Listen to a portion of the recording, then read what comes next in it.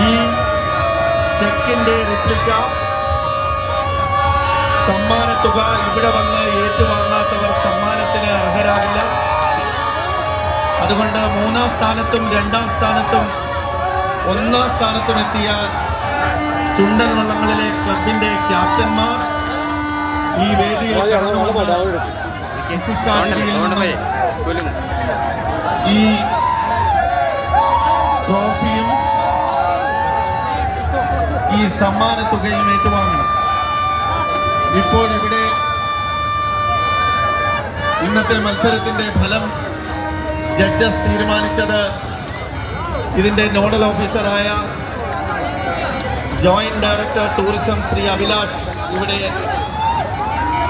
നൽകും. അത് കഴിഞ്ഞാൽ വിശിഷ്ട അതിഥികളിൽ നിന്ന് സമ്മാനത്തുക ഏറ്റുവാങ്ങും.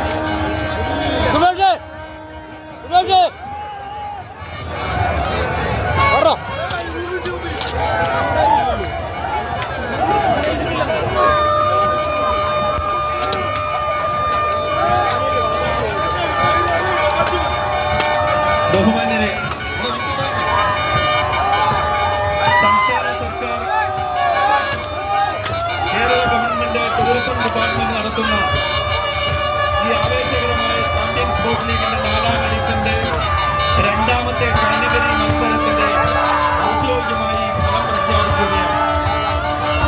ഇന്ന് നടന്ന ആവേശോജ്വലമായ ഈ മത്സരത്തിൽ 1ാം സ്ഥാനത്തെത്തിയ 9ാം സ്ഥാനത്തെത്തിയത് വലിയൊരു വാഞ്ചിയാണ്.